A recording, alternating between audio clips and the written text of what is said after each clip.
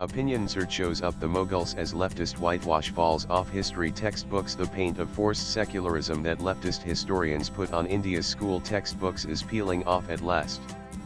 The whitewash factories of Romila Thapar, Imran Habib, Bipin Chandra, and others which sanitized India's history of the brutality of Islamic invaders and downplayed the glory of local heroes and rulers, denying generations of unsuspecting students access to truth from the past, are finally shutting down. The newly released Class 8 history textbooks by the National Council of Educational Research and Training NCERT for this 202,526 academic year portray Mughal rulers as intellectuals who also plundered India.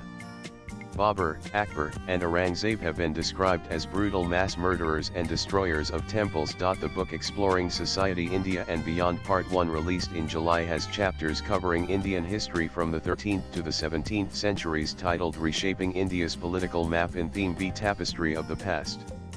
It covers the rise and fall of the Delhi Sultanate and resistance to it, the Vijayanagara Empire, the Mughals, and how Indian rulers fought them, and the rise of Sikhism. The book describes Delhi Sultanate as a period marked by frequent destruction of Hindu, Jain, and Buddhist temples, driven by both plunder and religious zeal. Babur, the founder of the Mughal Empire in India, has been bluntly described as the man. He was a brutal and ruthless conqueror who slaughtered entire populations, enslaved women, and erected towers of skulls.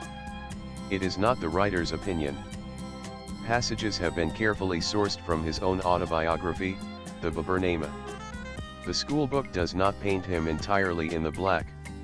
It also shows him as cultured, intellectually curious, and having a keen appreciation of architecture, poetry, flora, and fauna. His grandson was not entirely Akbar the Great, an epithet widely used by the leftist cabal either, the book argues.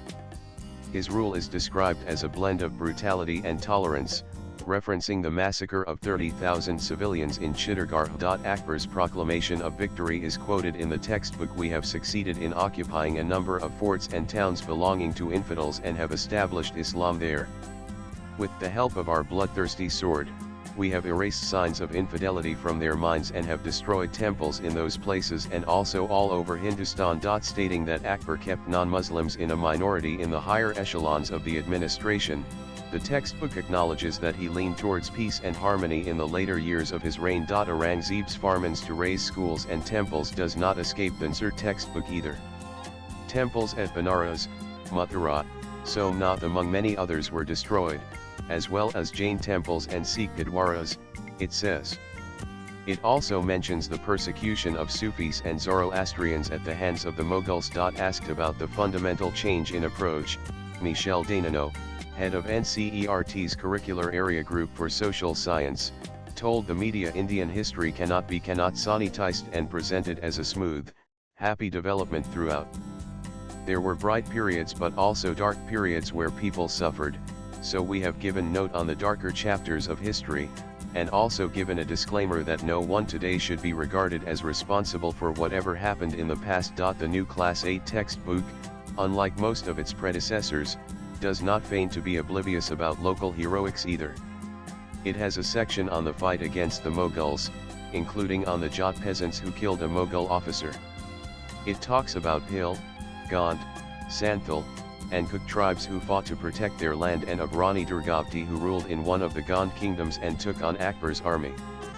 A section deals with the escape of Mewar's ruler Maharana Pratap, and the triumph of the Ahams led by Lachit Borphukan against Aurangzeb's army on the mighty Brahmaputra flowing in Assam. A criticism that the Narendra Modi government has often faced is that it has not done enough and quickly on India's toxic and largely colonist education system. It has taken over a decade to roll out the new national education policy and the national curriculum framework. Swipe left for next video, but better late than never, it seems. Decolonization of the mind and learning the whole truth about one's past are as essential in nation building as sunlight and water are to gardening. The ground is finally being prepared to produce a more awakened citizenry. Abhijit Majumdar is a senior journalist. Views expressed in the above piece are personal and solely those of the author. They do not necessarily reflect News 18's views. Latest blogs.